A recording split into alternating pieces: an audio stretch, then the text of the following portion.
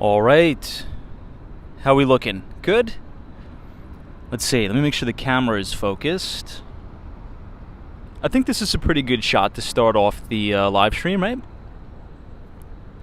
Well, everybody, again, apologize for being late. But it is Tuesday, September 5th, 2023. It is the day after Labor Day, and yeah, it's back to reality. It's a pretty busy day in the city, but let me tell you something. My God, was it so hot today?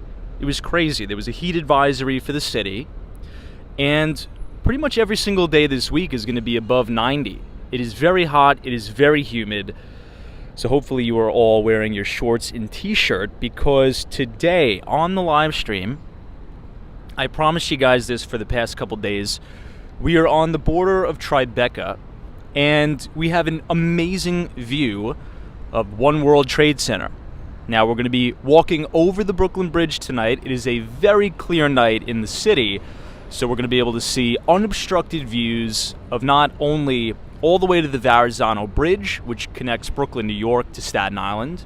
We're going to be able to see the Manhattan Bridge and all the way to the Empire State Building, 432 Park Avenue, all of Billionaires Row, Hudson Yards, Empire State Building. I mean, it's just going to be fantastic, so you are not going to want to miss this.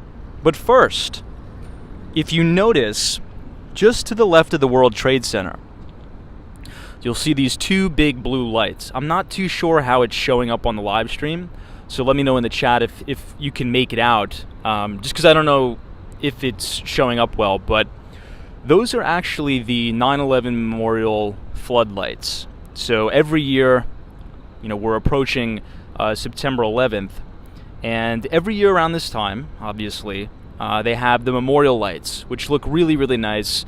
There's a lot of very notable photographers in the city and really from all over the world that come to Manhattan to photograph this, and I think it resembles a lot, particularly coming off Labor Day, right? I think, at least for me, whenever I look up and see One World Trade Center, particularly around this time of year with the memorial lights, it's really inspiring, right? I think that's one of the most important things about America, this country, and this city. It's resiliency. It's a never-ending flow of opportunities, regardless of the situation, right? We can go through unbelievable tragedies. We can go through, political distress, but we somehow always continue to come out on top and even better. So it doesn't matter who our adversaries are. They can't win. It's impossible. So before we start, I'm going to drop a couple of very helpful links in the chat. Yesterday was the Markets a Look Ahead live stream. A few things. The Institute for Supply Management, the Friday before the Labor Day weekend, released the manufacturing PMI index. We talked about that a little bit last night, but today the Institute for Supply Management released the services PMIs. So there's really two main components here. About 20% of the United States economy is manufacturing, right? So we get those manufacturing PMIs on the first business day of the month. A couple days after, we get these services PMIs. Now, services makes up about 80% of the U.S. economy, and that's really what's been driving this stock market performance and GDP growth in the United States, in my view. So the services PMI came in at 52.7 for July 2023. The business activity index came in at 57.1. New orders coming in at 55. The employment index coming in at 50.7, and supplier deliveries coming in at 48.1. So if you look for my username in the chat, you'll see it highlighted. It'll obviously say Walks Wall Street. Go ahead and click the link. That's going to bring you to the Institute for Supply Management's website, and you could actually go through yourself and look at this report. Now, what's most important in my view, okay, there's a lot of ways to interpret the ISM PMI numbers. In my humble opinion, what's more important is the trajectory of those numbers. So a reading above 50 generally signals expansion in the economy, either the services or manufacturing sector, and a reading below 50 signals contraction. So if you look at if you scroll down about a quarter of the way down the page, you'll see services PMI history. Now, go all the way down on the infographic and look at December 2022.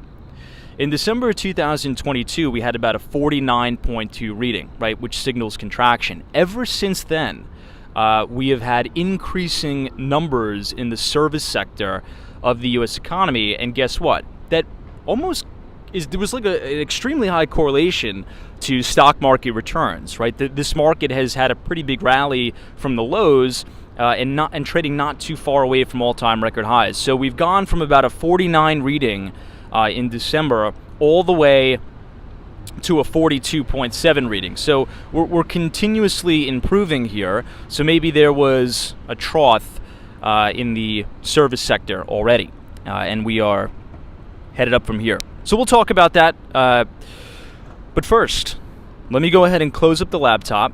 I want to wish all of you a happy tail end of Q3, I guess, right? It's the last month of Q3. We're headed into Q4. I can't even believe it. Pretty soon, we're going to be walking around checking out all the holiday decorations in the city. So I'll go ahead and close up the laptop. I'll say hello to everybody in the chat, and we will get started. Thanks so much for joining.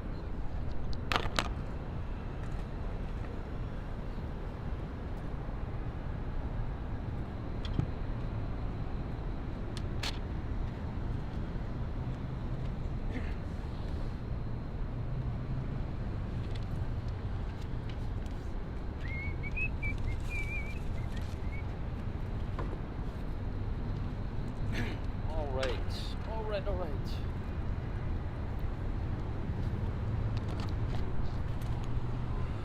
Wow, it's humid.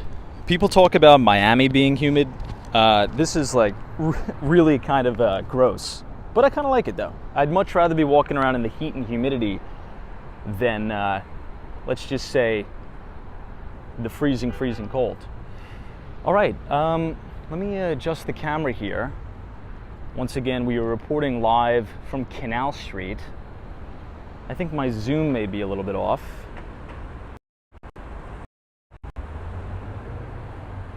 Okay, maybe that's a little bit better. Hey D, what's up? Good to see you. We're looking at the Jenga building here on Canal Street. Connie's is not a fan of being cold, neither am I. Soho Joe is here, welcome. Hope you all had a fantastic Labor Day weekend. Danielle is here. Richard Scott, DC, my friend Buy the Book. Teresa Diaz, TD, British Grey, Tatted Tara, welcome. Richard Vogel, Michael S., Troy Atman, Sunshine After Rain, NBA Elias. Could not join yesterday's stream. I needed to sleep early. No problem. Thank you for being here tonight. Now, check this out. I'll quickly point something out. We are on Canal Street, which essentially splits the island of Manhattan in half. What we're looking at is the entrance to the Holland Tunnel, which will take you all the way out to New Jersey. Now, if we turn all the way around and you drive your car or you walk directly down Canal Street this way, it's going to bring you all the way to Little Italy, Chinatown, and if you go far enough, the Manhattan Bridge. So we're going to be walking down Canal Street tonight. We're going to be making a right, and then we are going to check out the World Trade Center and then walk over the Brooklyn Bridge. But I love starting the stream off here because not only can you see an amazing view of the One World Trade Center, look at what we have here. If you're standing on the corner of Canal Street and Avenue of the Americas or 6th Avenue, you can pretty much see an unobstructed view of the Empire State Building, which looks fantastic in all of its glory right here. Now, if you walk up about 2 blocks, you're going to reach Broome Street. And we have a very interesting listing. It's about a $6 million penthouse listing on Broome Street. If you haven't already seen that property tour, Broome Street, if you type !Broome, B-R-O-O-M-E in the chat, the Nightbot will drop the link somewhere and you'll be able to watch the full property tour of our newest listing, well, one of our newest listings at Broome Street. I see Hawaii is here, what's up? Michael Joseph, thanks for joining us. Abdullah is here. Sunshine After Rain, welcome. Let's cross the street here. This intersection is always so busy because you have like 10 different turning directions. So we'll make sure we cross in one piece.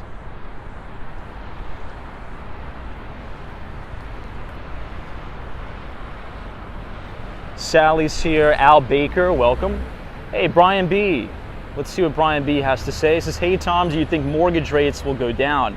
I don't. I actually don't. And I'm kind of going against the grain here about, well, I should say in relation to what a lot of the other real estate people are saying.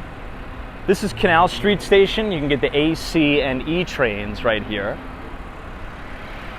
I am in the camp that interest rates are going to stay higher for longer. And I think that's going to put a lot of pressure and strain on the industry and on the business, particularly on the brokerage side, right? So if we do a little bit of review, and I think this is appropriate to talk about, because we are going to hear from the Federal Reserve soon, which we'll cover here on the live stream. But, you know, think about the real estate market from the brokerage business perspective in 2021.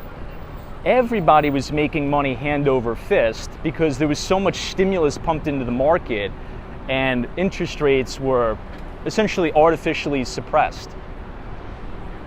There's going to be a bleeding out in the industry, and I think there's going to be a lot of weeding out, so to speak. So deals are not going to be easy to come by, and this is going to hurt some big banks that have big mortgage businesses. We've already been covering on the live stream that many banks, such as Wells Fargo and the like, with huge mortgage businesses, are actually experiencing layoffs in those particular departments. Because it would make sense, right? Think about the refinancing business. Nobody is refinancing their mortgage right now. So revenue is pretty much a zero, a big donut at a lot of these banks. If you look at the data, I believe 80% of all Americans who have an outstanding mortgage or a loan on their home, their interest rate is already well below 4.5%. So the average 30-year fixed rate mortgage right now, as we're recording this video, is roughly around 7.25%, which means there are market participants that are getting quoted 7.5% and 8%, depending on credit worthiness. So that's going to put a lot of pressure and stress and strain on the system, particularly the brokerage business, and on agents, right, who don't have a big cash cushion and who don't have a very robust pipeline. Now, to go back, this is an awesome shot of the World Trade Center here. Those are the 9/11 lights again. We're going to be seeing tons of great views tonight. I'm super excited about it, but we'll just do a quick walk around the Soho area. You know, Goldman Sachs has come out and said Q1 of 2024, they think interest rates are going to go down and the Federal Reserve is going to start cutting. I don't know. I think there needs to be a reason, right? If you think about monetary policy, what is the reason, right? Ask yourself, what is the reason the Federal Reserve creates stimulative policy? Well, the reason is to get the economy moving and the economy turbocharged. The economy is pretty great, right? Now, we did just get a recent uptick in unemployment, which we covered before. Now, maybe this is a trajectory in the direction that the Federal Reserve wants.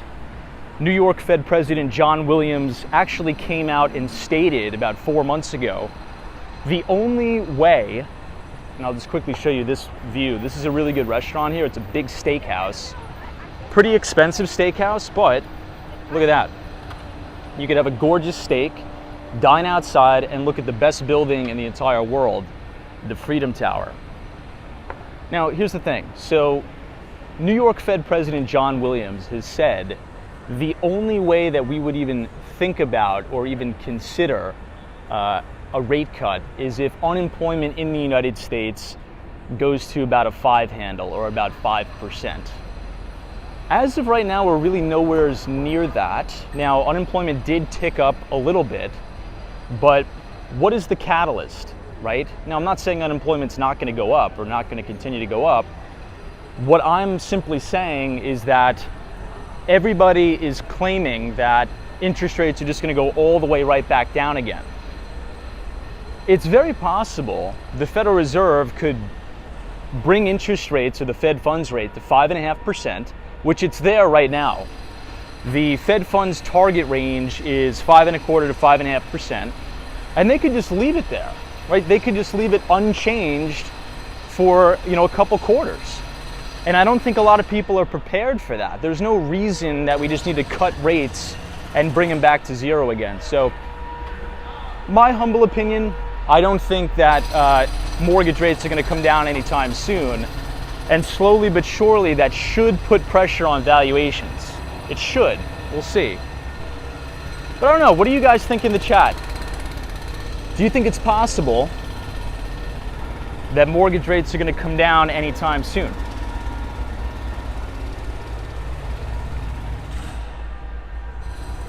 Now, I've noticed here on Grand Street,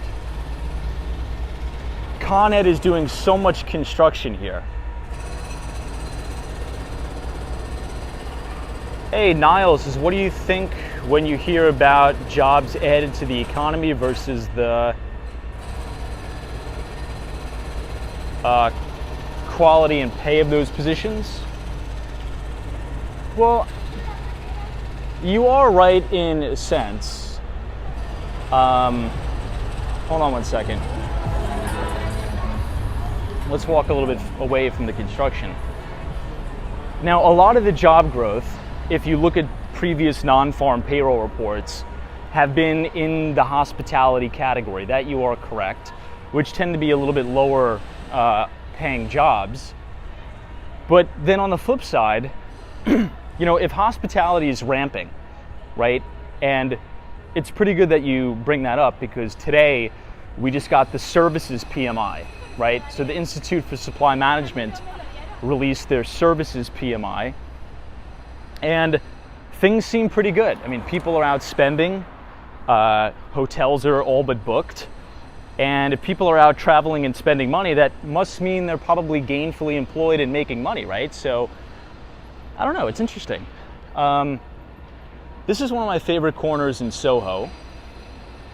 Look at these beautiful buildings with the cast iron facades and the fire escapes. Now this is Green Street.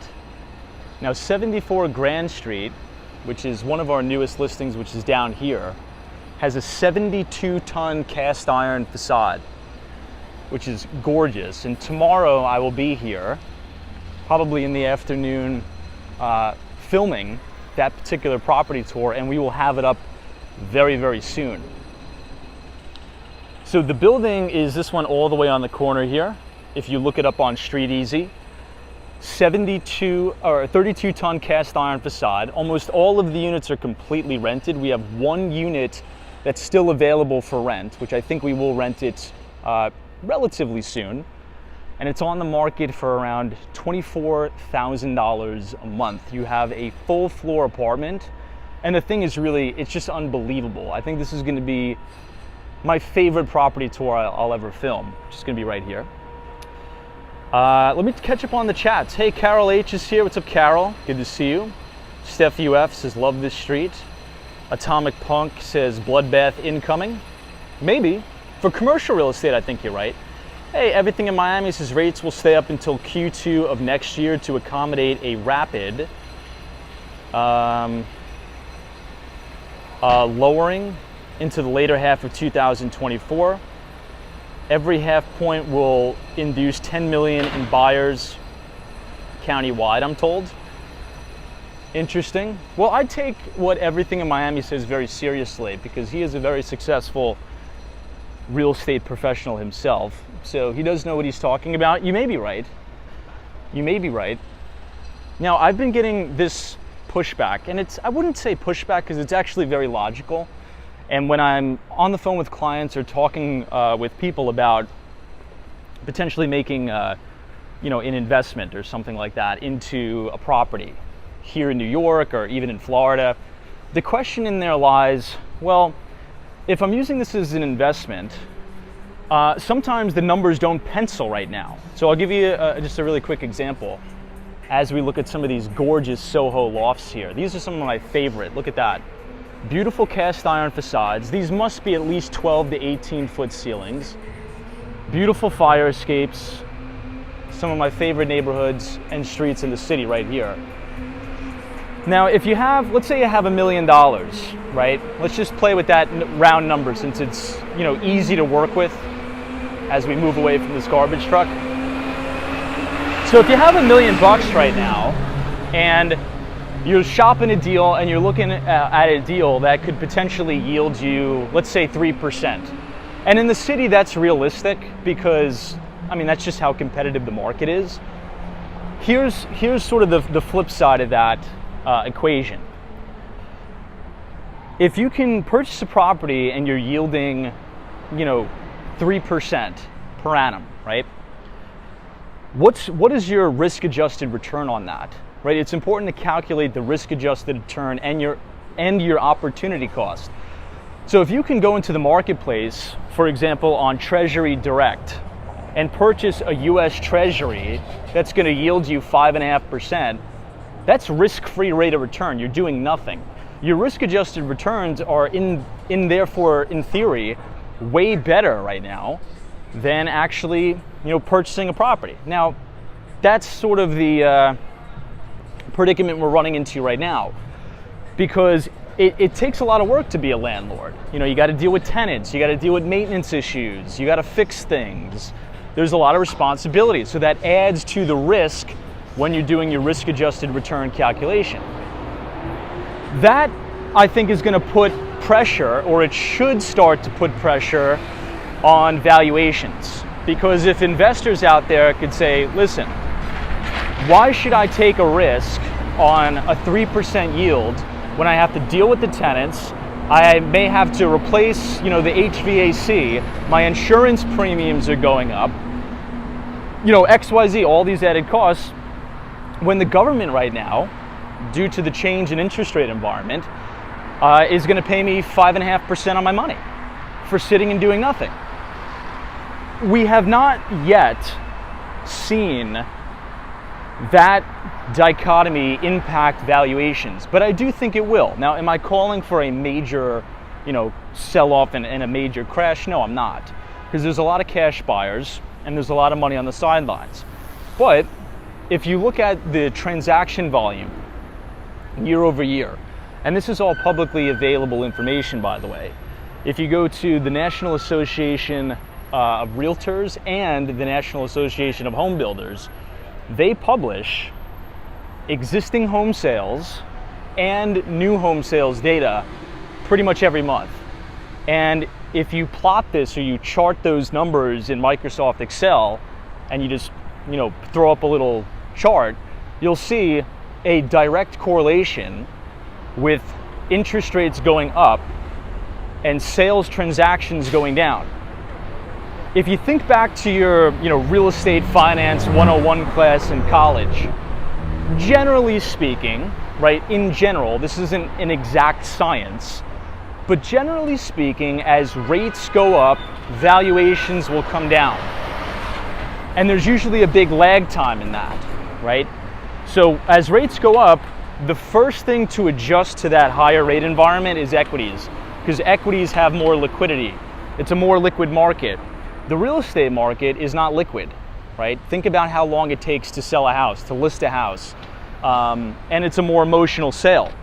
Equities traders can just price in those valuation changes on a DCF basis, right? If you're building your discounted cash flow model, you could do that almost immediately, and that's why we've had throughout 2022 that massive drawdown in equities. So, nobody knows what's going to happen, but I am very surprised at the resiliency so far of valuations. I am. I'll admit that. Okay, everybody, let me catch up on some of the chats. I've been rambling on. I want to read some of the chats and sort of orient us and sort of describe where we are. So we are on the corner of Broadway and Canal Street. We're going to be walking down to the Brooklyn Bridge and hopefully, please God, walking over the Brooklyn Bridge. This is 408 Broadway. If you are a longtime viewer of Walks on Wall Street, you know this building all too well. We used to start the live streams right here, right in this window. looking out on Canal Street, which is really nice. TK Porsche is a pretty bleak area we're in right now. Yeah, I know, it looks a little rough. Canal Street looks a little rough, to be honest, but yeah. Taxi cabs, hey Tom, what's up? This is why does New York City hate Airbnbs regarding the new laws that just set in? That's a freaking amazing question, and I think we're gonna get the hotel lobby in some trouble. But let's talk about it. Let's talk about it right now. Hey, Carson is here. This is Evening Tom. What's up, Carson? Good to see you. CW says, are those people homeless? They're not. So for those of you who are unfamiliar with New York City, I'll just quickly tell you. On Canal Street, it's known for people selling items all up and down the street. And at this time of night, I think it's almost 10 o'clock at night, that's when they pack their bags and sort of go home for the night. So if you've ever come, or you come to Canal Street during the day, chances are you're going to see a bunch of merchants lined up all the way down the street selling different products, mainly counterfeit products from China. But hey, Gary Carpenter, what's up? The Legacy.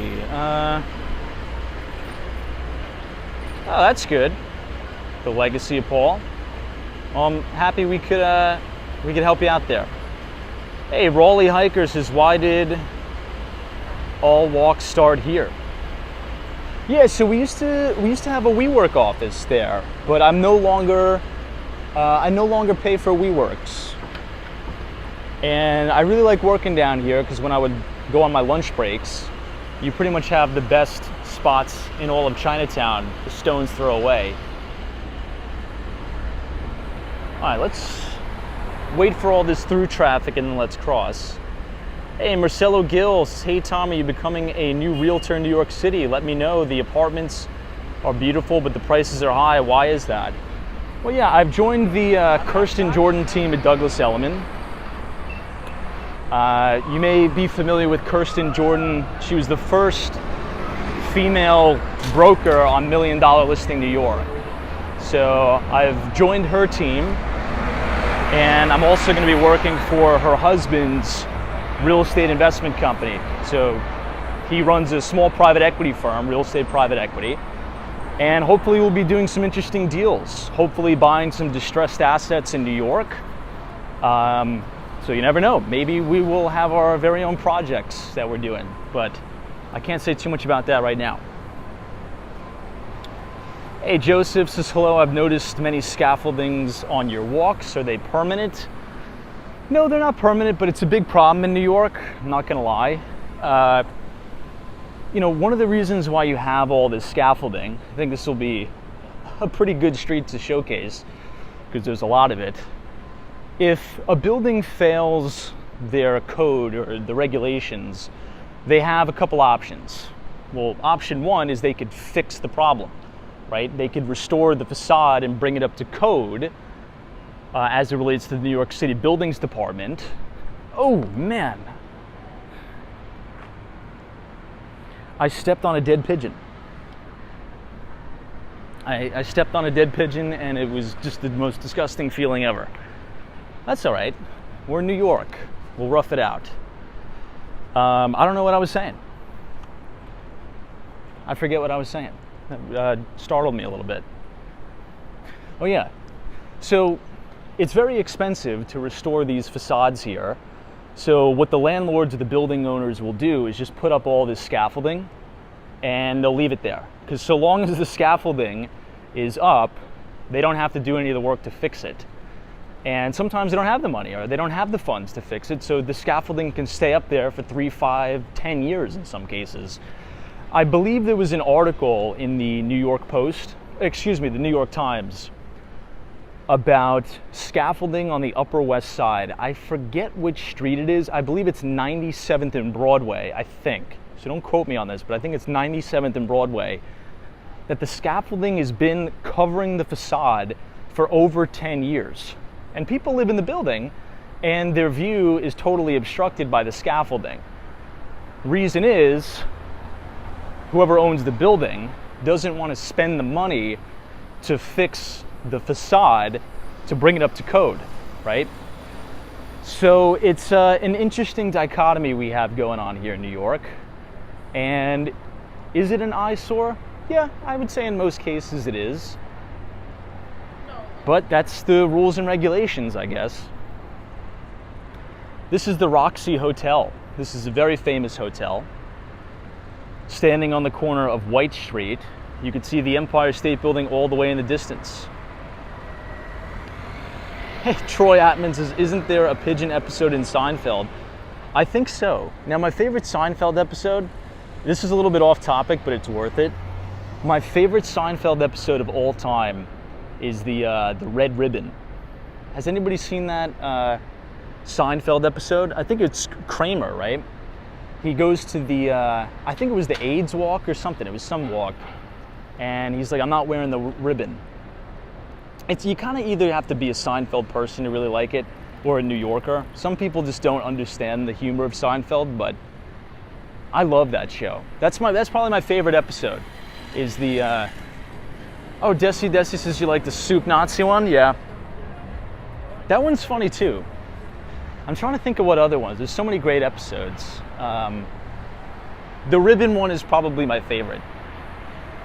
Yeah, Raleigh Hiker says you won't wear the ribbon. That was a fantastic episode. Wow, Little Larry Sellers says, I love Seinfeld. I started the series from scratch. I'm on season 2. Very cool. Mr. Nash says, I remember that episode. Now, one of the funniest, this isn't a Seinfeld episode. This is the corner of Franklin Street and Church Street, by the way. And this is the Jenga building. Desi, thank you so much for your very kind $5 donation. I appreciate it very, very much.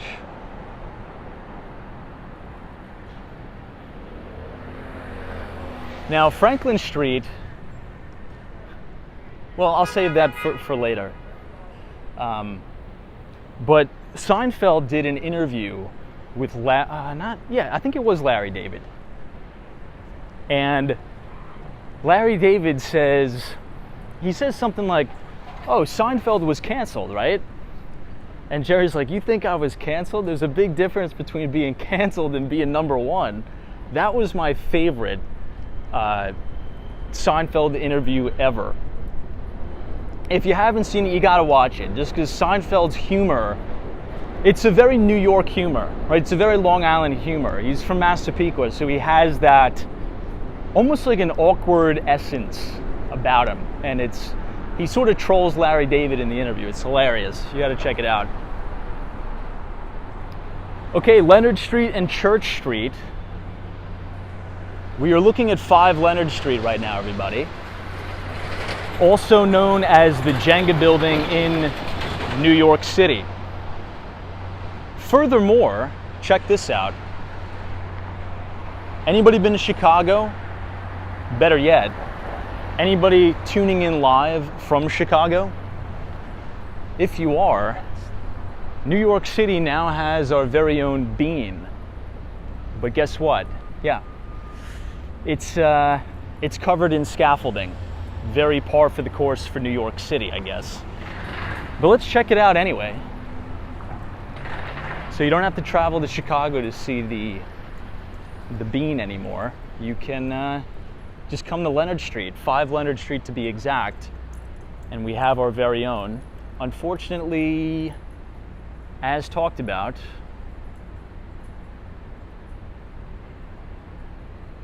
scaffolding. What can you do? Oh yeah, Daryl is from Chicago. What's up, Daryl? Always a pleasure to see you. I love the view of these big original cast iron facade buildings with the fire escapes. They look absolutely gorgeous.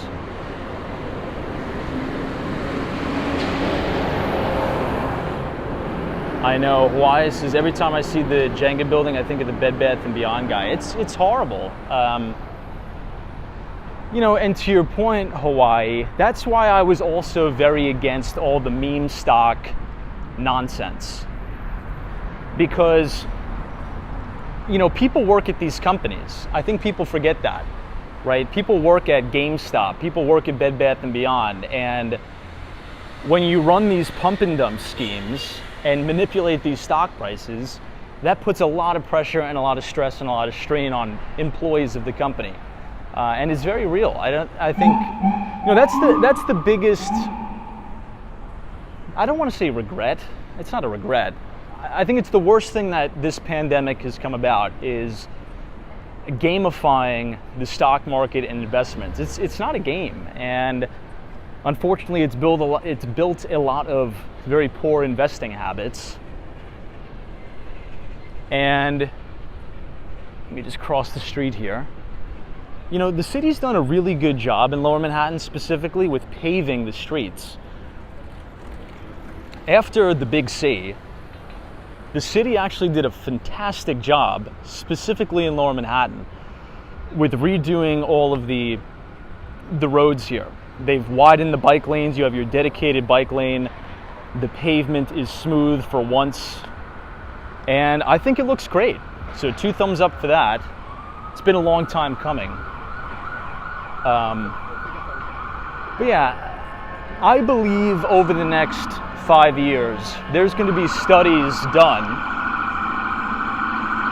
We'll wait for the ambulance to go by. Oh, this is the building that somebody wanted me to go see. I believe this is the NSA building that spies on everybody. It has no windows. I think this houses the majority of AT&T's telecom stuff, right?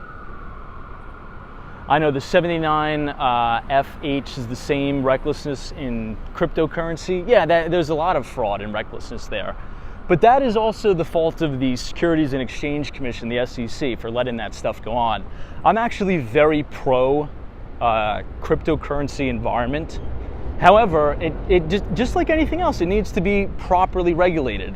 And if you have regulators who are derelict in their duties, such as Gary Gensler, right? Not to, throw Gary Gensler under the bus, but if you do not provide any regulatory clarity in the marketplace, it does one of 2 things. As we're standing right here on Thomas Street, it's very fitting. I think this is probably my favorite street in all of Manhattan. Right here at the NSA building, with no windows. So anyway, when you have regulators that provide no regulatory clarity, it does one of 2 things. Number 1, it puts consumers at a very, very bad spot. And number 2, well, I should say 3 things. So number 1, it puts consumers in a bad spot, right? Because consumers can get hurt. Number 2, it gives a bad name to all the good actors that want to play by the rules and build products and services and build new technology, because they get lumped in with the fraudsters. And number 3, it creates a Wild West environment for people to be opportunists and try to deceive and lie and cheat consumers. And is that not exactly what has happened in the cryptocurrency environment? There's like 80 million different coins out there. It seems like everybody has their own, token or coin or whatever the hell you call them. And I'm not a lawyer, okay? But I'd like to think I'm not an idiot. And if you've ever just read basic securities law, you would say, oh, so all of these tokens that these companies are issuing, they're securities. And they're unlicensed and unregistered securities, and these companies are soliciting them to the public.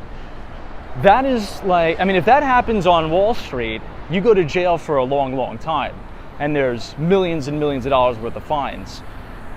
The SEC is about 5 years too late in trying to handle all that. They're starting to hand out the lawsuits right now, especially to all of these, celebrities and stuff that have been promoting a lot of these alternative coins. And, a day late and a dollar short, I guess. But the only thing I could say is I'm still optimistic on the space once you have regulatory clarity, because there's actually a lot of good companies and a lot of, innovative technology that's going to come out of it. But, just like everything, once people get burned, that's when the regulators step in. They did the same thing in 2008. So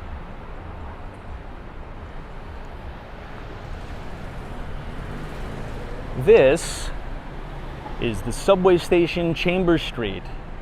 You can get the ACE 23 R and W trains. And I think we're making pretty good timing, guys. We'll be able to get to the Brooklyn Bridge in just about 15 minutes here. And we will start our walk over the bridge. But if you're enjoying the live stream so far tonight, feel free to leave a like on the video and click the subscribe button if you're new. We do these walks almost every day, starting at 8:30, and we'd love to have you here and be a part of it. Hey, Mr. SARS, his first time viewer of the stream. Love the area of the city. I'm 90% sure we worked in the same WeWork. Oh, no way, dude. And probably passed by each other a couple times. Oh, that is so cool. Yeah, I mean, I really like that WeWork right there on Canal Street. I think I've said it earlier in the stream, but I would love to work out of that one because come lunchtime, you walk directly down Canal and you make a right on Mott Street. And those are some of my favorite Chinese restaurants in the entire city. Particularly my top two, let me just cross here. My top two, number one would probably have to be 456. So 456 restaurant, I believe the address is 69 Mott Street, I think. And the other one that I would go to all the time for lunch is called Ming Wong Restaurant. And man, fire, fantastic food. Other times I'd work out of 57th Street, but the beauty of WeWork, for those of you who are unfamiliar, now WeWork is probably going to go bankrupt, and there's an interesting thing to talk about WeWork as well, because I have a theory, and I don't want to ramble on too much, but I have a theory about commercial real estate and WeWork specifically. It is very possible that inadvertently WeWork has been subsidizing a lot of these commercial buildings. So what do I mean by that? Well, oftentimes on the stream we'll talk about commercial real estate, specifically office in Manhattan. Now, Midtown Manhattan near Penn Station and number one, Lower Manhattan, the financial district, has some of the highest vacancy rates in the entire city. The problem is, coming up very soon, the vast majority of this commercial paper, or the debt on a lot of these big CRE deals, is going to need to be refinanced. Herein lies the problem. Not to sound like a broken record, but I think it's important to quickly go over it. The problem is you're going to have capital expenditures or costs explode because the debt is going to be way more expensive because money is expensive now. All while your rent rolls are at some of the lowest levels they've ever been. Do some research on how many square feet of commercial office space WeWork leases from a lot of these landlords. If WeWork goes bust and they go under, right, I think their stock is trading in like 10, 13 cents, I don't know. What does that mean? I mean, that would just add like fuel to the fire there. No, I'm not trying to say like, oh, it's going to be Armageddon, it's going to be horrible. That's not what I'm trying to do. But thinking about the potential outcomes for commercial office in New York, you're already starting to see some foreclosures, which is going to bring about a lot of opportunity. But, it only takes one big event, like a WeWork going under, they can't make any of their rent payments, and that's millions and millions of square footage that's leased from a lot of buildings in Manhattan that is no longer going to be receiving rent. So I don't know. Something to watch there. We are now outside of Cut by Wolfgang Puck. I believe this is some very fancy hotel. I'm just blanking on the name. I don't know why I can't remember the name of this hotel.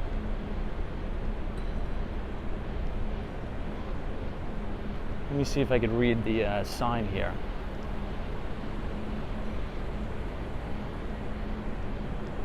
Ah, the Four Seasons, that's it. Four Seasons Hotel. For some reason I was thinking of the Park Hyatt, but no. This is gorgeous here, look at that. I think these may be real. Wow. That's beautiful, look at that. Yeah, right at the Four Seasons Hotel, you have Cut by Wolfgang Puck, which is very expensive. I've never been, but I think a couple chatters have been. Hey, Elliot Waves, is Tom, you're bearish on New York City commercial real estate? Question mark. I think in the short term, but I think this is actually going to be very good for New York City, thinking out 15 years. And here's why. And I apologize if I sound like a broken record because we talk about this every night. But here's the thing. There's a lot of very old buildings in New York, particularly Class B office buildings, that are from the 70s and 80s. And nobody really wants to work in these buildings anymore. They have very low ceiling heights. Nobody wants to come to work in, a little cubicle from the 80s. So I think as these buildings go into foreclosure, it will allow investors, right, that are willing to take a risk into the marketplace to pick up these buildings at significant discounts and maybe do really nice renovation jobs and potentially even condo conversions, if it's possible. Most of the time it's not feasible, but maybe it is possible. Additionally, maybe you buy the buildings at a significant discount and you just do a total demolition and you build housing. That's something we need in New York City. We need more inventory of housing because rents are so ridiculously high and it's so expensive here. So being an optimist, right? I tend to be an eternal optimist all the time. That's the frame I'm looking at, right? Market cycles happen for a reason. It's not Armageddon. New York City's not going away. It'll just go through a rough patch, but on the other side, this could potentially, quite possibly, be the best thing that ever happened for the city. Because, current owners are not going to invest the money to revamp and rehab a lot of these buildings, particularly Class B office. It's just not going to happen. They'll go into foreclosure, somebody else will buy it, probably for cash, at maybe like 50% of the value, and a new product will come about on the market, which will impact consumers in a positive light. So, I don't know, those are my thoughts. We'll see. Hey, David Randall is here. Hey, David. Good to see you. All right, more importantly, everybody, we have now reached the World Trade Center, one of my favorite buildings in all of New York City. This is World Trade Center Station, where you can get the E train, also the RWAC 2 and 3 train. And check this out. This is probably one of the best views we're going to see of the World Trade Center all day. Look at how beautiful that is. It's fantastic. Now, when you're standing directly across from the World Trade Center, you really realize just how massive this is. It's a huge, huge building. Hey, NBA Elias says Torchlight acquired the retail portion of 445 Fifth Avenue for $40 million. I know, I saw that. The price matched the amount of the loan owed on the property. Isn't that crazy? NBA Elias, I don't know if I have your email. I think I may have your email. I'll look in my email and see if I do. I want to email you some info on just an unbelievable deal I'm working on. And yeah, I can't say too much, but all of my efforts are going into this. Hey, Richard Vogel, what's up? I know. Cooked Rock says, I can't believe it's been 22 years. I can't believe it's been 22 years either. Now, this is the Oculus right outside of the Millennium Hotel on Cortlandt Street. You'll have this absolutely gorgeous Oculus, which is also a mall. So you have retail shopping in there, you have dining, you have restaurants. and you have an unmatched view of the Trade Center.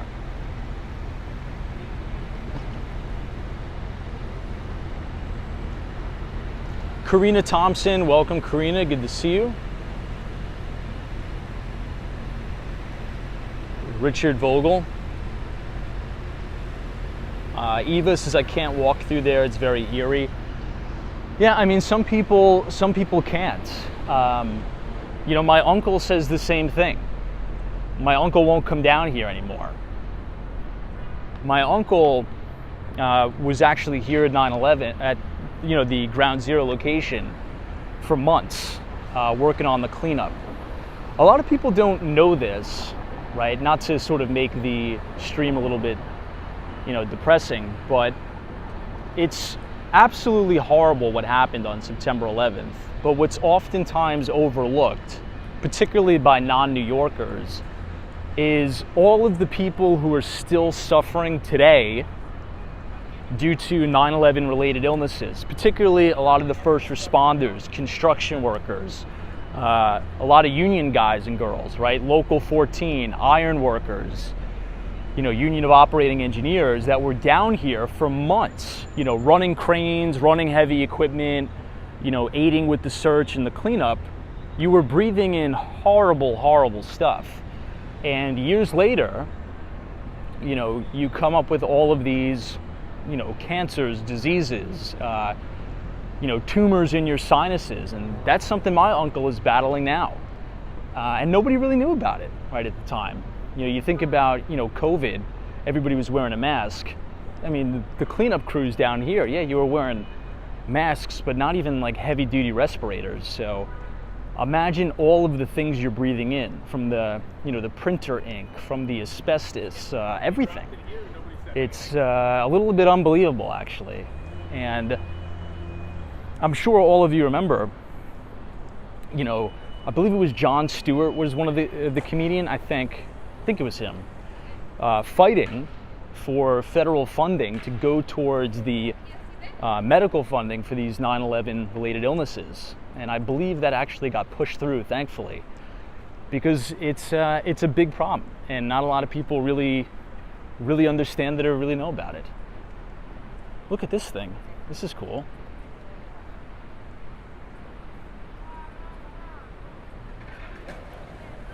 Hey, Melissa 2087, what's up? Good to see you. Crypto Meme is here. Tobias, we went by Thomas Street today for you about a couple minutes ago, 30 minutes ago, I think. But you're asking about the Performing Arts Center. The Performing Arts Center is this big cube here, and I'm not too sure when it's going to open, but it looks good. So the Performing Arts Center is just adjacent to BMCC. So this building right here is called Borough of Manhattan Community College. It's a community college in the CUNY system, the City University of New York. And I think they did a really good job with the neighborhood. Right behind One World Trade Center is Goldman Sachs at 200 West Street.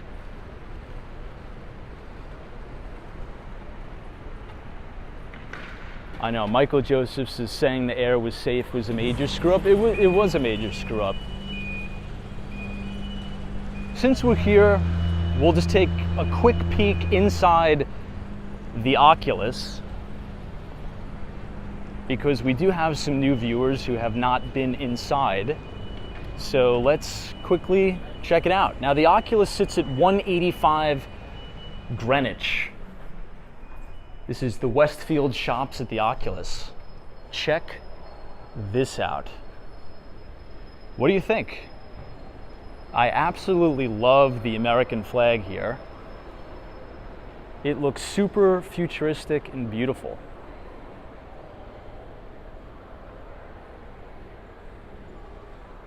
Wow. And the AC is cranking in here, thank God. I'm so surprised about how dead it is. There's not a lot of people here. Let me try to give you guys the best view I can. Hold on one second.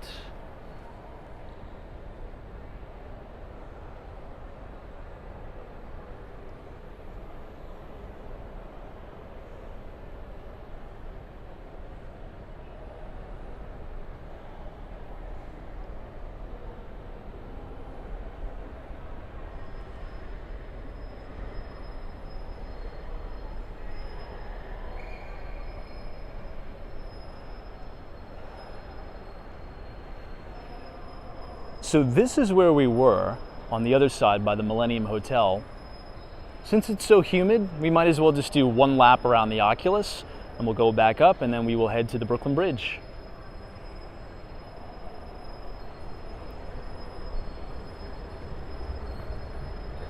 Hey, Cynthia Ava's here, B Cruz, Jafet Perez, thanks for being here. Jeff in Southern Tier, New York, so summer is over, back to school, that's also true. All of the colleges are pretty much back in session now. This is where you get the one train. You can get it uptown in the Bronx, or you can get it downtown. The last stop on the one train is South Ferry, where you can get the Staten Island Ferry. This is a very unique shot here too. It sort of curves around. Now you may be wondering and asking yourself, well, where are all of these pedestrians going? Well, they're actually going to the PATH train. One of the main PATH train stations or stops is right under us, and that will take you all the way out to New Jersey. This is the Apple store in the Oculus.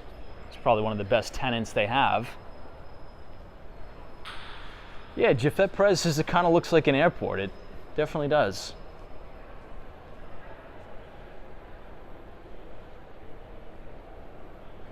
I'll stick the camera over the railing here and keep your eyes peeled right here. So those are the terminals where you could swipe and get the PATH train to go back to New Jersey. I know, I like that too. Somebody's like, I love how they made the World Trade Center 1776 feet tall. I love that as well.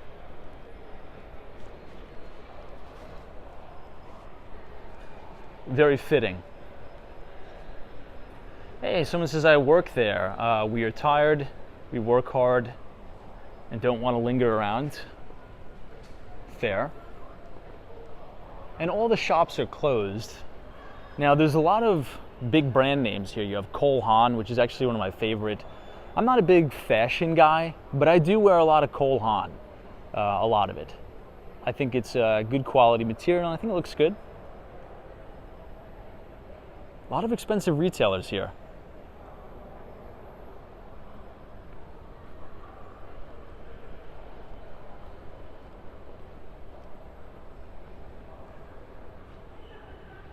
Ten out of 10 for the big American flag. Hey, JL is here. What's up? Long time no see. Hope you're well. Hope you had a good Labor Day. Always a pleasure to see you, JL.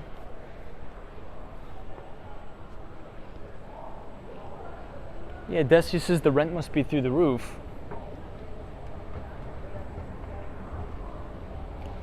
We'll see. I don't know. How much per price per square foot, how much do you think these people are paying? Now, I'm actually looking at a deal for the firm I'm working for, and some of the prime retail, this is the RW trains, so on the other side, you can get the red line, which is the 2-3. But if you're right on Fifth Avenue in a really prime spot, some of that retail could go for $1,000 a square foot if you're like super, super prime. But $500 a square foot is not uncommon. Hey, Pam B is here, says it looks really clean and nice. It is. They keep it really clean here, which is great, which they should. You can't say the same thing for other parts of the city, but...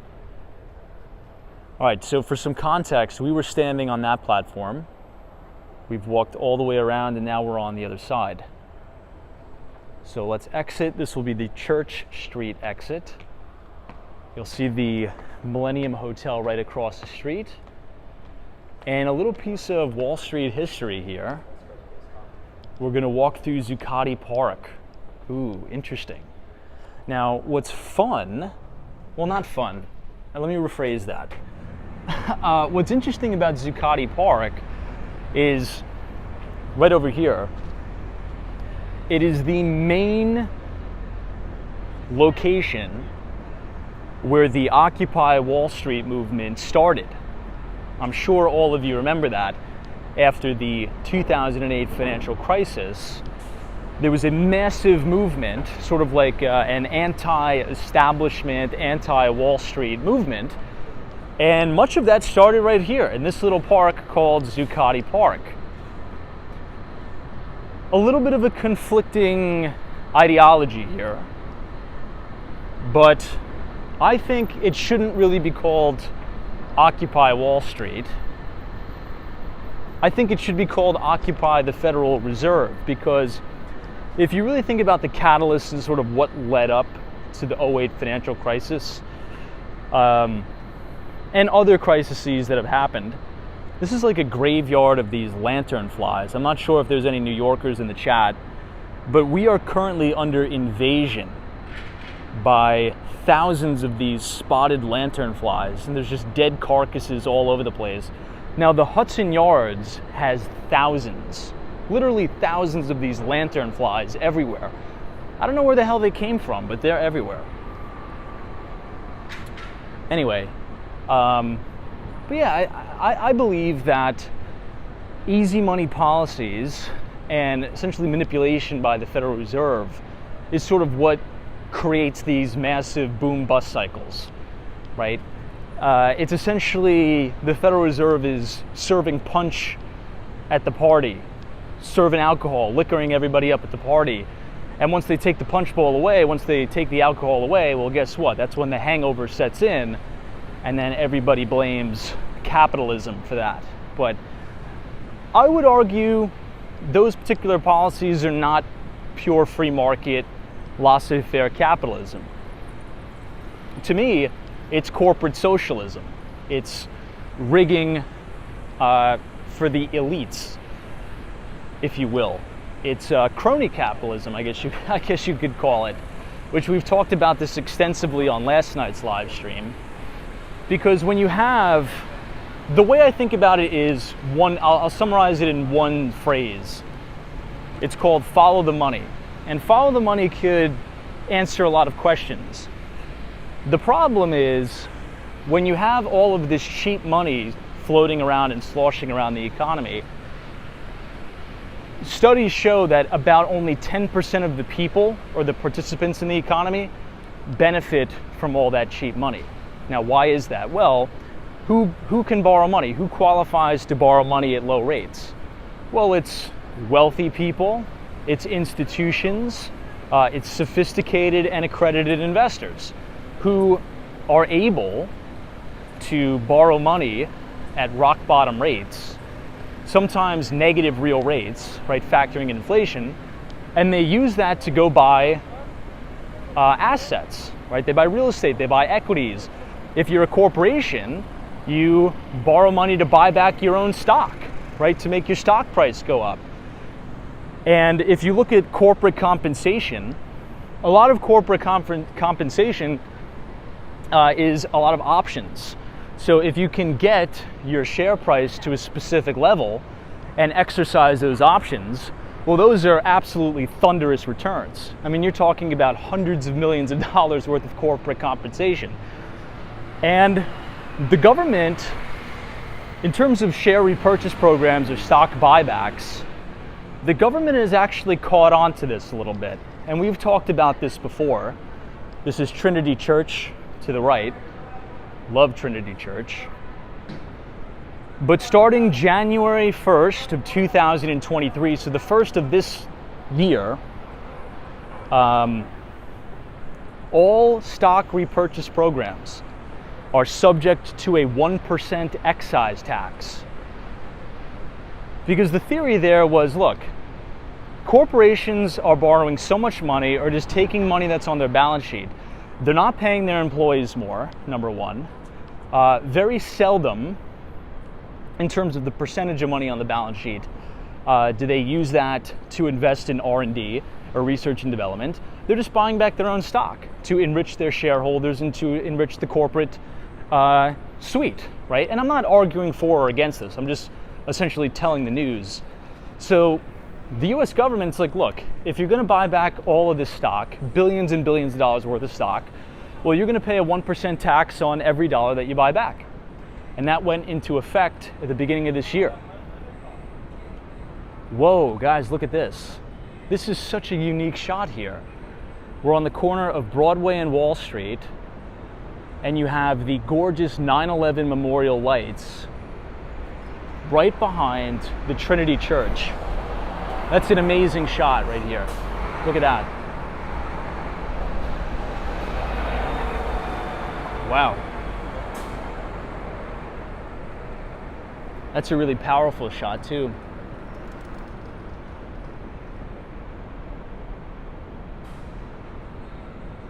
Incredible. Let me see if I can get a view from the other side. It's too bad you have all this scaffolding up here.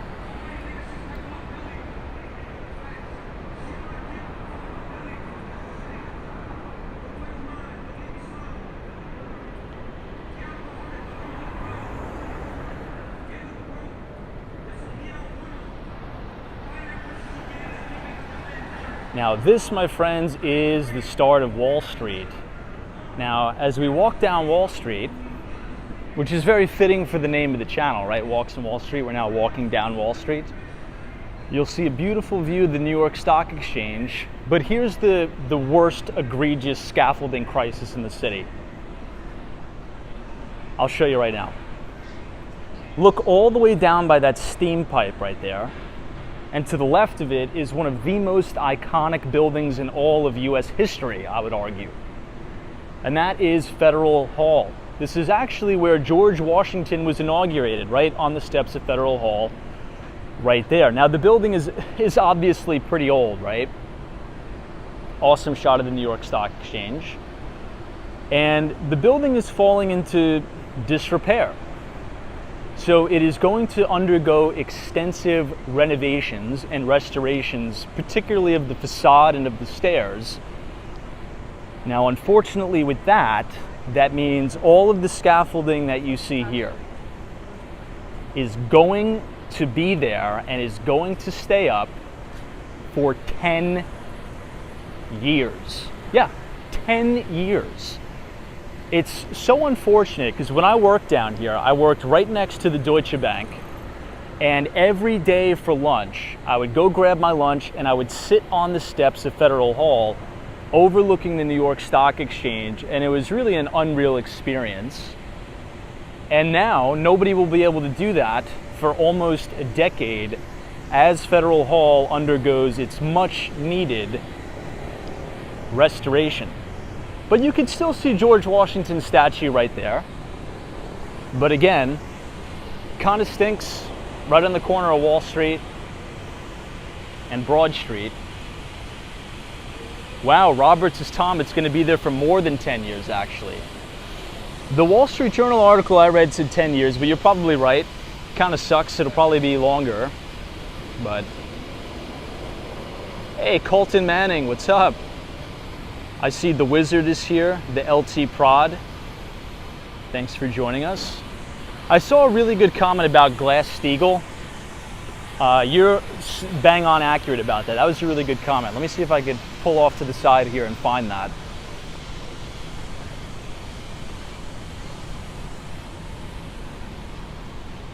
Look at this. This is it, my friends. This is the New York Stock Exchange. Now you have the New York Stock Exchange with a view of the 9/11 memorial lights, which looks great. Unfortunately, after the September 11th terrorist attacks, they have closed down the New York Stock Exchange for tourists. So there's no way for anybody to get in the New York Stock Exchange unless you work there or you are invited. And I always like to say a big thank you whenever we come down here to Wall Street in front of the New York Stock Exchange, because a viewer, a very, very kind viewer of Walks on Wall Street, who is the CEO of a publicly traded company called Invella, invited me to the opening bell ceremony here. And this was the first time I have ever been inside the New York Stock Exchange. It's always been a dream of mine to do so. September 11th, 2001 happened when I was just a little kid, so unfortunately I've never been able to go inside the New York Stock Exchange. So big thank you for that. It was an amazing experience. The amount of just sheer U.S. financial history that's in that building is just unbelievable. It's the staple of free market capitalism, opportunity in America. It's an amazing place, and it's unfortunate that it's closed to the public. It's really, really unfortunate, because I think every American should be able to take a tour of it inside, and every tourist too. But unfortunately, it's all roped off now, which kind of sucks. Who knows? Maybe in the future they'll open it back up, but if you ever have the opportunity to go inside the New York Stock Exchange, take a tour, I would 100% recommend it. Even if you're not into finance, even if you don't understand anything about it, it's really a museum of American history. It's amazing. I was able to see the original Buttonwood Agreement. It was unbelievable. I'll stop ranting and raving about it, but yeah, I would highly recommend it. Now, we did just pass over something important, and it is the Fearless Girl statue right here. I always love coming down and checking this out. Very cool. Hey, no Mikey, no Mikey. This is true, I agree. Hey, Roy's here from San Francisco. Roy, maybe we'll meet up. I'm going to be in San Francisco soon. I'll hit you up. But yeah, this is the Fearless Girl here.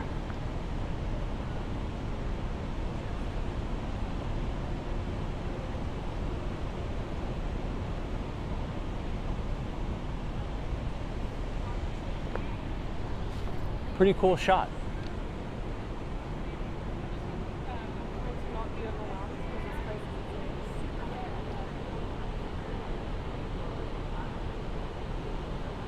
I know, MBA Alliance says every American should experience what it's like to be a part of an IPO. I could only imagine. Yeah, that must be freaking amazing to have your own company IPO, and it's your day to IPO your company.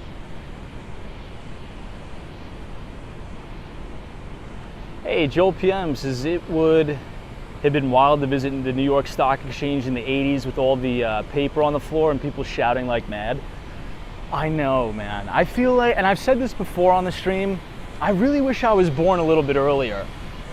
If I was born in like the 70s, I think that's what I would be. I think I'd be a floor trader on the New York Stock Exchange.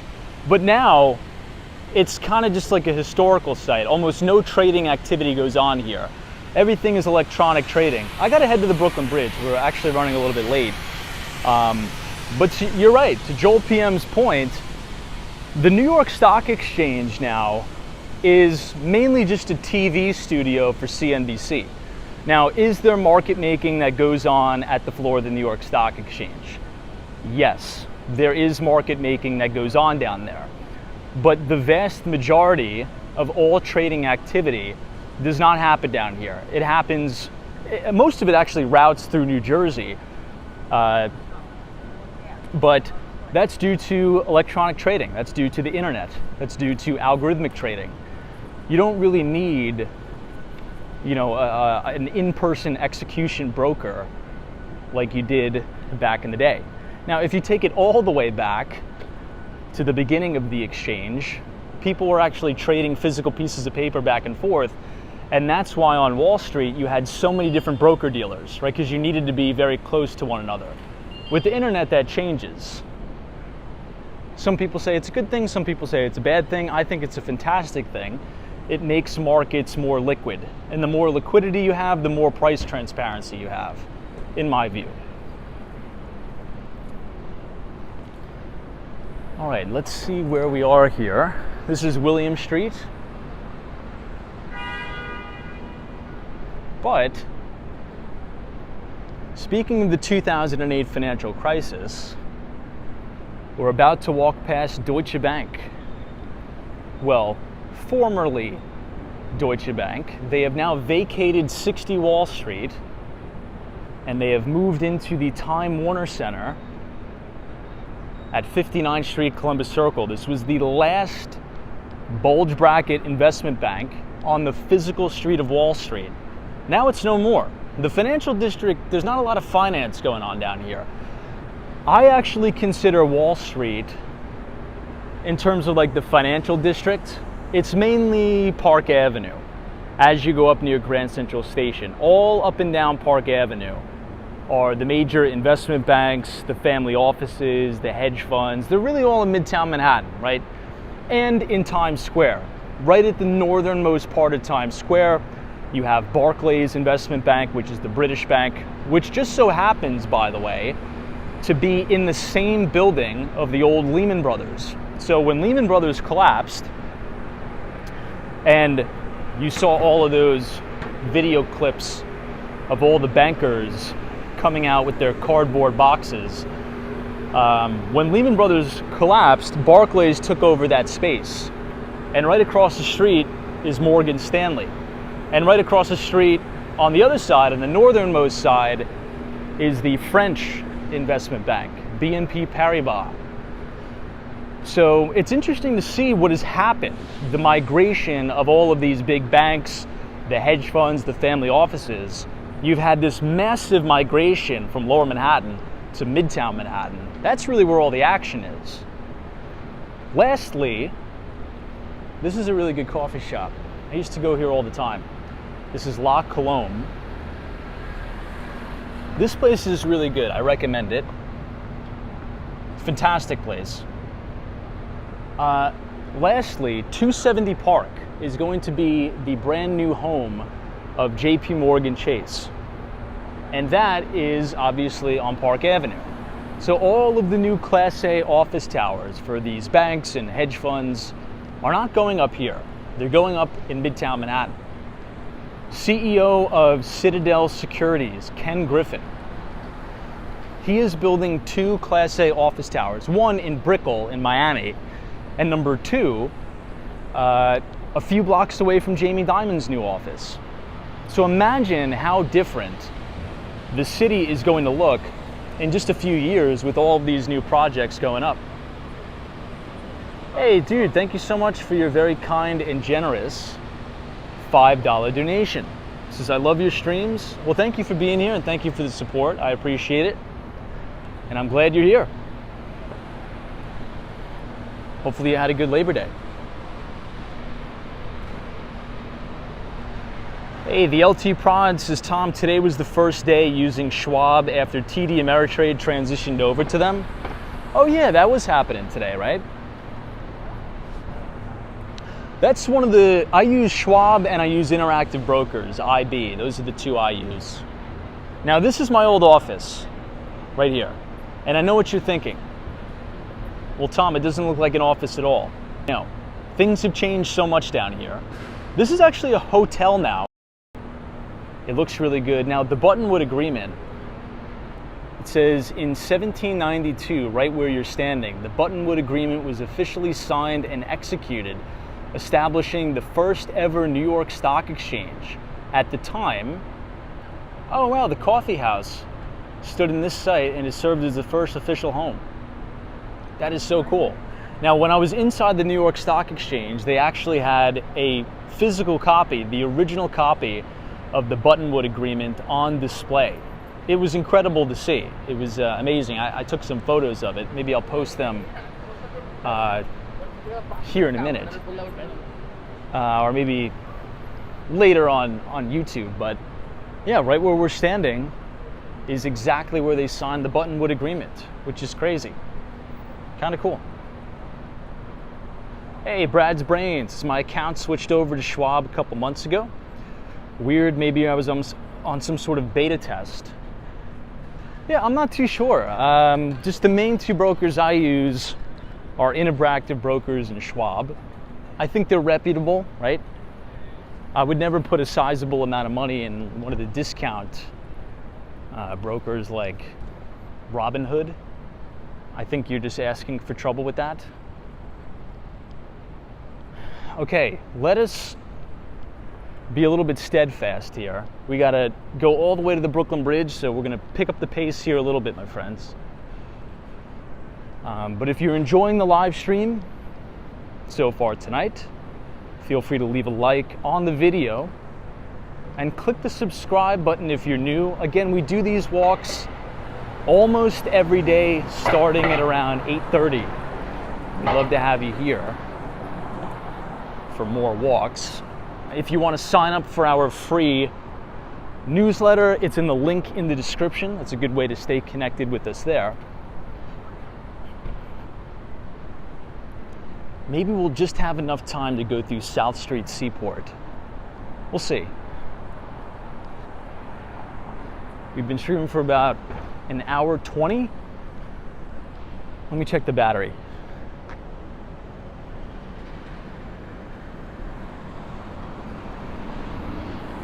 All right, I think we'll have enough time. I think we'll just have enough time, which is good. So we did talk about commercial real estate a lot on this channel today. We are walking in the exact location where we have the highest vacancy rates for office. Look at all these buildings, they're totally empty. You can actually see into the floors. It's just totally empty everywhere. This is actually the old AIG building. This is all vacant, totally empty, the entire building. Right here on the corner of Maiden Lane. I had a few meetings in the AIG building back in the day. It's kind of crazy to think that it's just totally vacant now. If you look closely, you can see into the floors. This is Fletcher Street and Water Street. Everything is totally blacked out.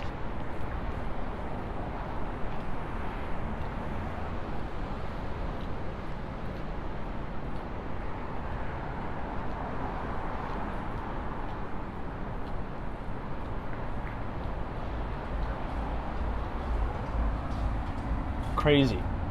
Looks a little weird with it being so empty. Even all the retail here is empty. This used to be a restaurant. I think it was called Flavors. Hey, Astro Storm, what's up? Yeah, this one used to be, I used to go here. I used to eat here every morning. Flavors, healthy, fresh, and natural. All gone. Wild.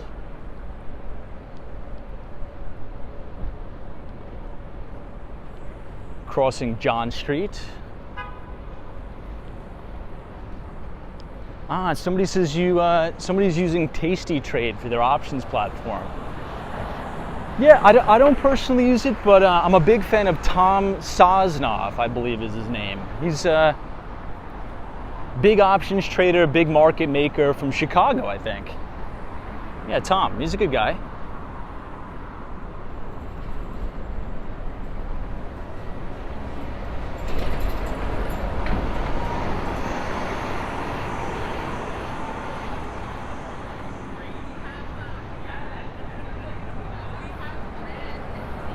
We are going to make a right on Fulton Street. And this will take us to the New York City South Street Seaport District, which is one of my personal favorites. In the summer, it's absolutely beautiful here.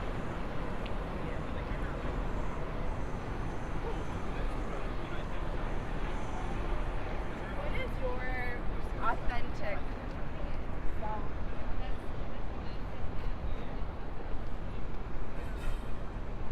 Okay, we have now reached the Seaport. You can see all the original Belgian block and cobblestone streets. Now it is after Labor Day. It's the first day back.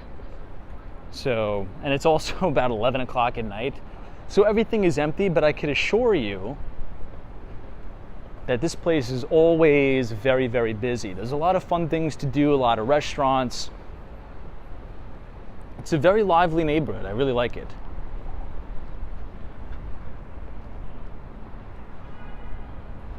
I love how the lights are all strung here.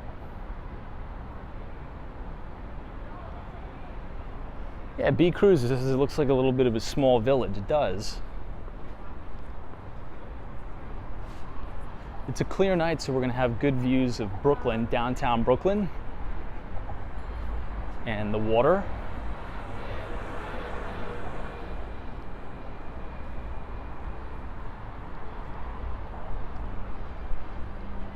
Hey, RB, this is Tom. We tried that Celsius drink. Not bad. Tastes fresh.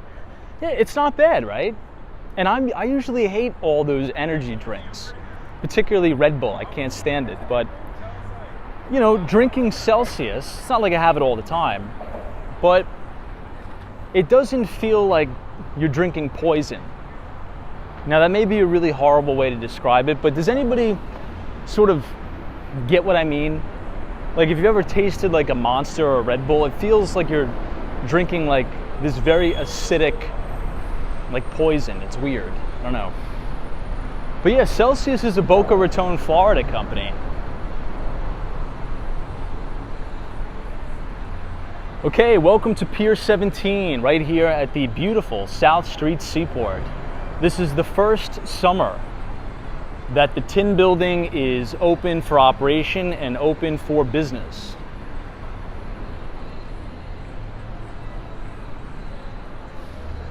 This is an outdoor bar. On the weekends when we stream down here, you could see people dining outside, having a drink, relaxing after work. It's really nice.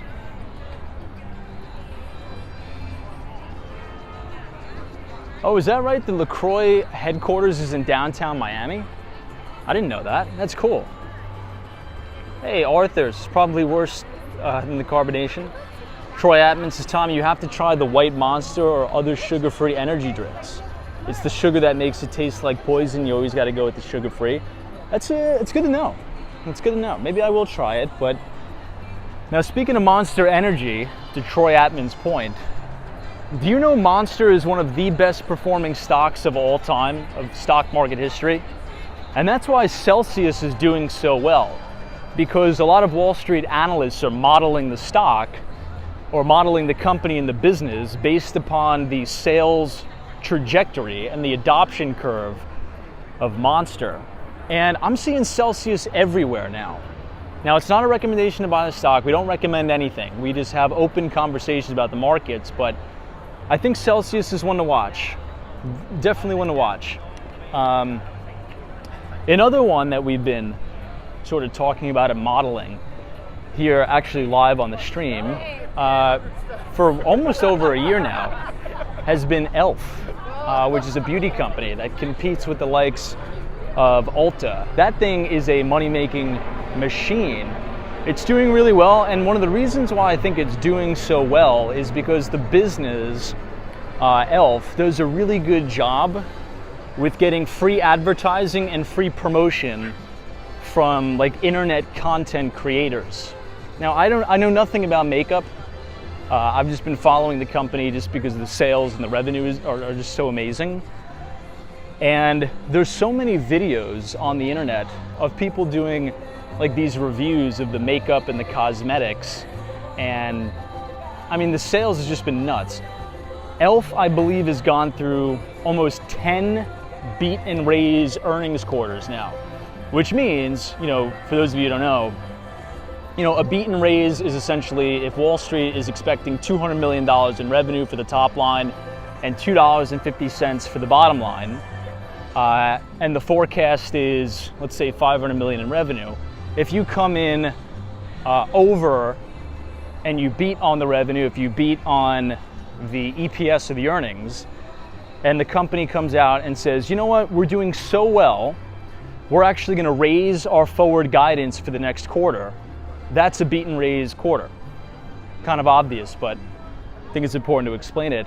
They've had 10 so far, back-to-back beat and raise quarters, which is mind-boggling to me. I think this is the view of the stream, my friends. This is the view of the night. Look at that. This is gorgeous.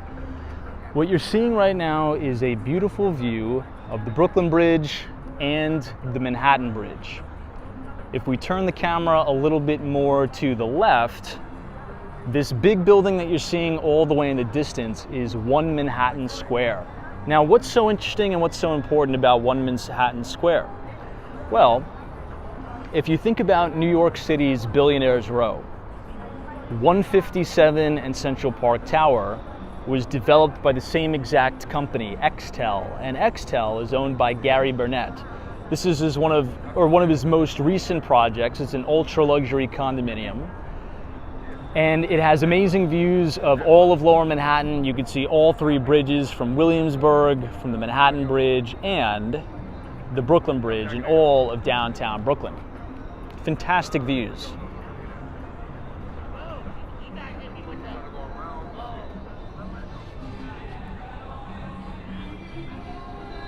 I think this area looks great. All right, let's, whoa, I think that's the moon tonight, guys. Look at that. Whoa, that is really wild. You guys see this?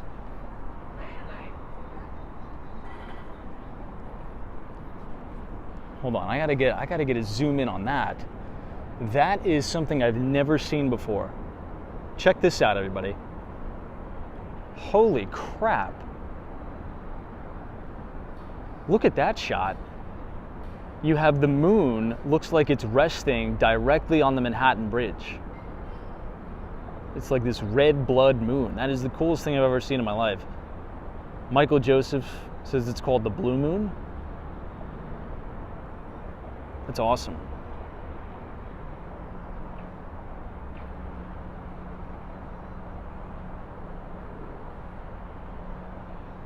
All right, we got to get up on the Brooklyn Bridge so we could see that from up there.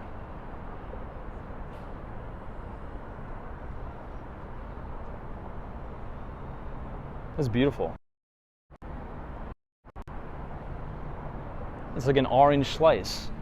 This restaurant is really cool because it has this big open concept. So these garage doors could close and they could open based upon how nice the weather is, which is great. All right, we got to put a little bit of pep in our step so we can get up to the Brooklyn Bridge on time.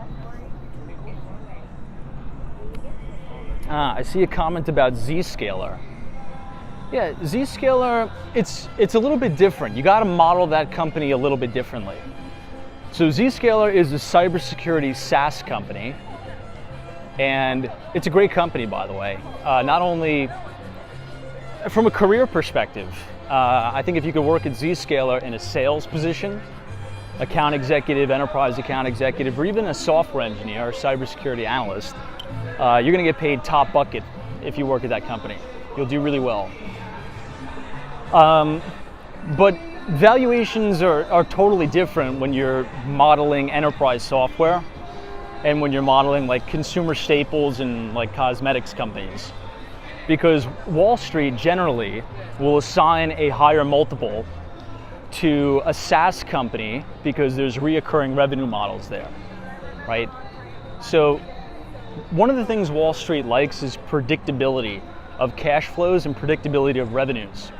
If you go to my Twitter page, if you follow @WalksWallStreet on Twitter, this dog is adorable. I guess on X now, right? It's not called Twitter. I reposted one of my favorite Bill Ackman interviews / quotes ever, and check it out. But what happened in 2021, when interest rates were very, very low, valuations of a lot of these tech companies, particularly the SaaS, software as a service, enterprise software, they went through a really aggressive multiple expansion. Because when interest rates are really, really low, the present value of the company's future cash flows are worth a lot more. So valuations get a little bit extended and a little bit crazy. And when interest rates start to go up, like they have been, we've been going through a really, really aggressive tightening cycle, the present value of that company's future cash flows diminish and become less valuable. Because you could just buy a treasury that's going to yield you 5.5%, and there's more competition in the marketplace.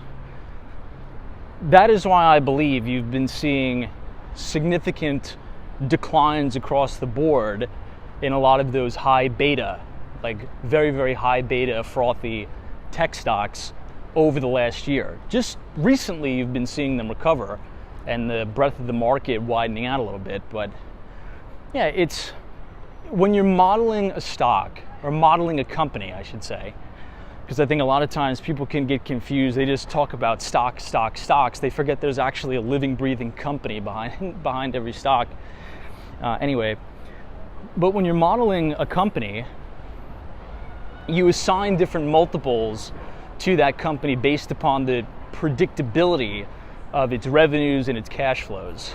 And if you can have a SaaS company, right, software as a service company, that can do like 200 ARR, which is like annual recurring revenue, and the churn rate on that is only, I don't know, 10%, or excuse me, way less than 10%.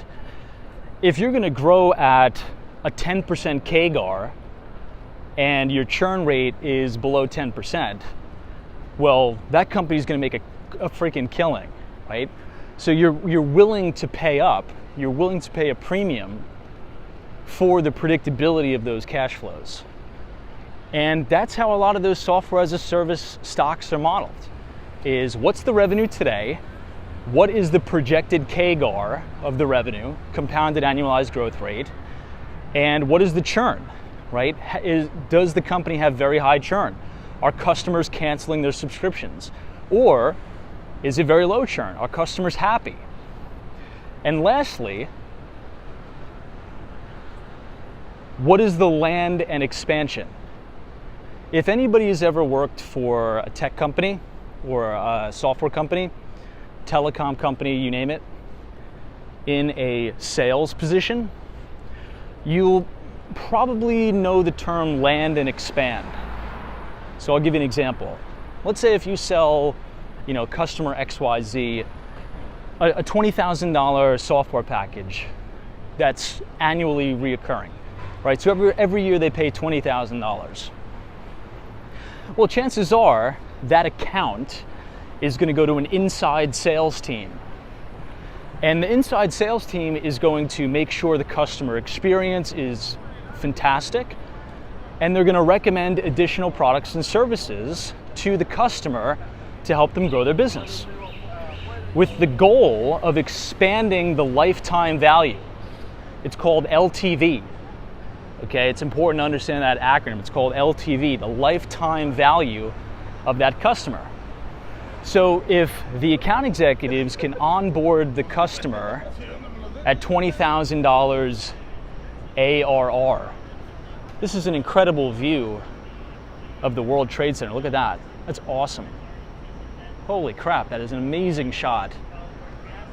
So if the account executives can onboard the customer, 20,000 ARR, and the inside sales team can grow that account over the next 7 years to $100,000 ARR, and you could create duplicity with that process across all your accounts and have a low churn rate, well, then you're going to make a ton of money, right? That's why software sales, tech sales, and telecom sales is very lucrative if you're good and you hit your quota, because it's reoccurring revenue. The register rings every month, every quarter, every year.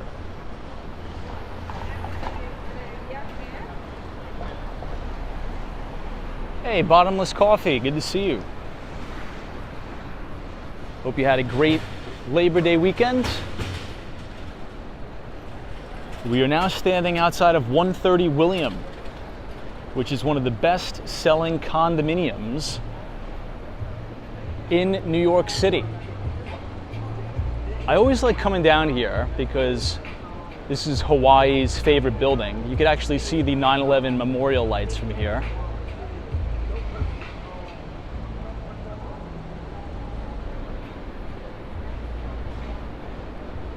Lower Manhattan's cool. I like it. Hey, Joan K, what's up? Good to see you.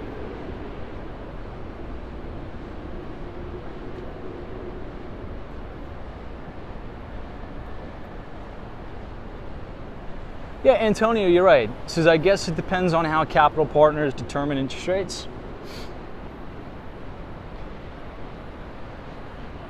Robert, yes. Check out 130 William. This place is amazing. We don't have time to go into too much detail tonight, but it's already about 90% sold out.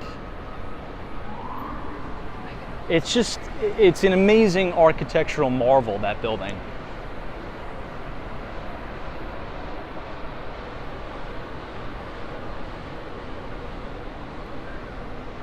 We are now on the campus of Pace University. You can see the sign here. Pace has a really good business school. I believe these are the dormitories for the students, or the kiddos. I think class is probably in session now.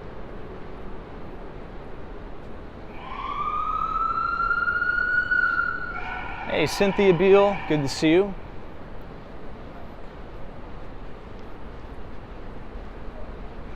I feel like we need to do more streams in Lower Manhattan before the cold weather sets in, because I can promise you guys this.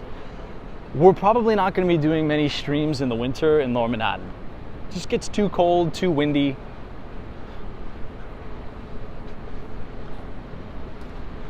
This is actually New York Presbyterian Hospital, 170 William Street. New York Presbyterian used to be one of my old customers back in the day.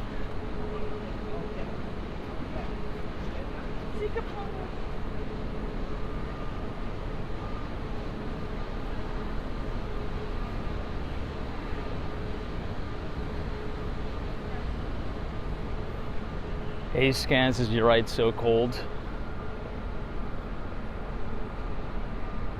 It's just the wind that gets me.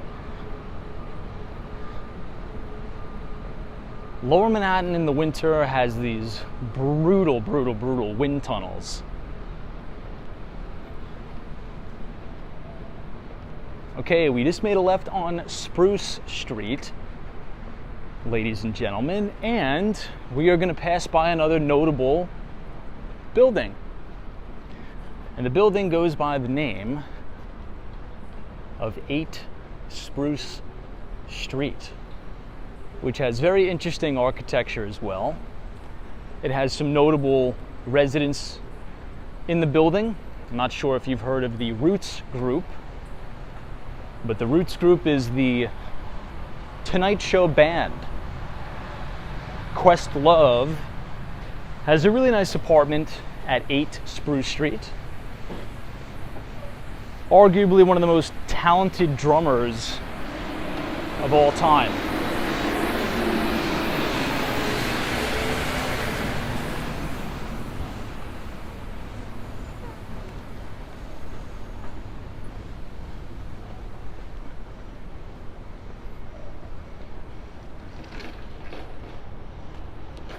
We have officially made it. Park Row, City Hall, and the Brooklyn Bridge. You have the on-ramp to the Brooklyn Bridge right in front of us, as well as FDR Drive. And you have the main campus of Pace University.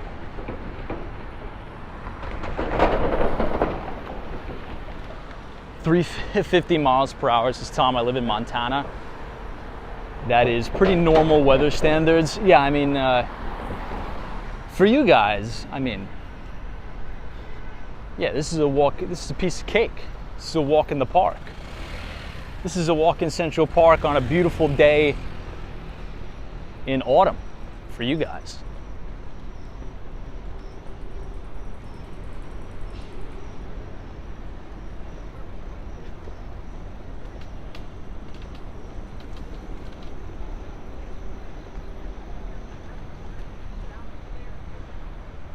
We'll just make it on top of the bridge. Somewhere over here and ended up this way. And I even popped out of the courthouse. It's like, where are we going? Yeah, it is a little bit confusing. The streets of Lower Manhattan. I think those tourists were asking the police officer for directions. Lower Manhattan can be confusing because it's not the grid system that you have in Midtown. In Midtown Manhattan, it's super easy. You know, it's just the avenues and the streets. 42nd, 43rd, 44th, 45th, all the way up. Here, zigs and zags, Thomas Street, Prince Street, Spruce Street, all this stuff. So it's a little bit more difficult to navigate Lower Manhattan.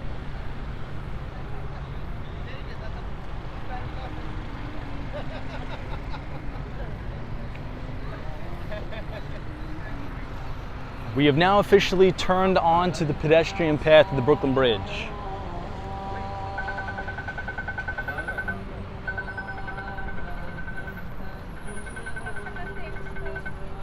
We'll try to get as far as we can before the battery dies.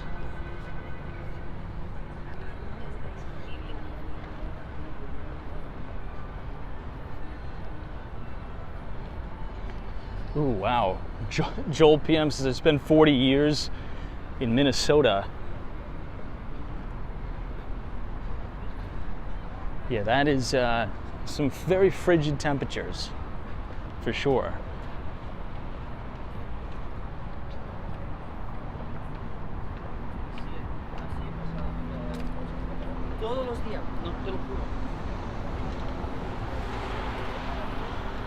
This is 130 William, and these are the 9/11 lights from the Brooklyn Bridge.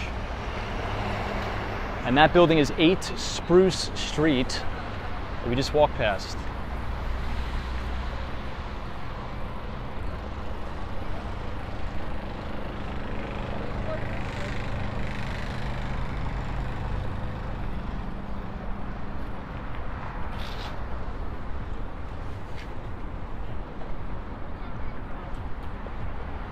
There's actually a lot of people on the bridge tonight.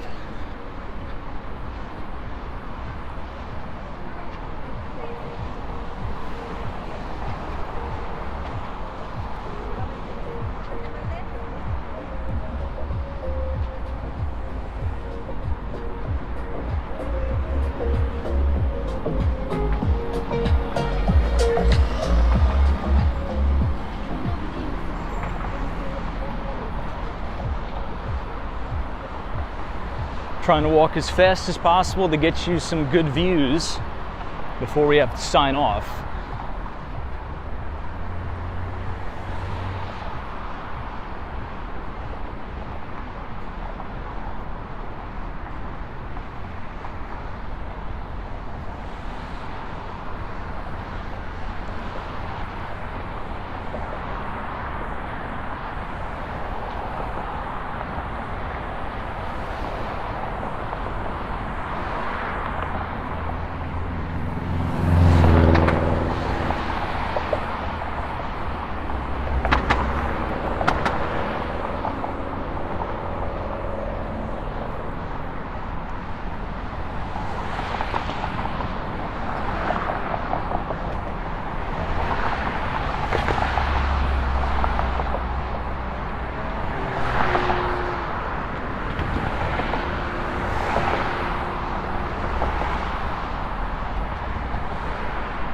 All right.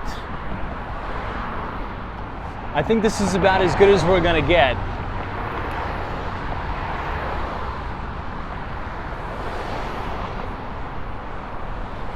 Maybe we'll have to come here for part 2 tomorrow. Hey, Marty Lewis, what's up? Good to see you. But if you all enjoyed the live stream for tonight, feel free to leave a like on the video. Click the subscribe button if you're new. We will be back live tomorrow at 8:30. I want to thank everybody for coming out tonight. Thank you all for joining us. The stream has been growing like crazy, and I think it's a lot of fun. I enjoy speaking with you all every night. I think this was a blast. So John, appreciate it. Abdullah, Sunshine After Rain. All of our great moderators, Steph UF, Tatted Tara, David Randall, Cosmos Scary, Hawaii, Joseph Hardaway. Coming up on the Brooklyn Bridge, I'll go as far as I can before the phone dies. Everything in Miami, appreciate it. Hope you're doing well. There's always a bull market somewhere, you just need to know where to look. And we'll see everybody right back here tomorrow, live from New York City. Take care.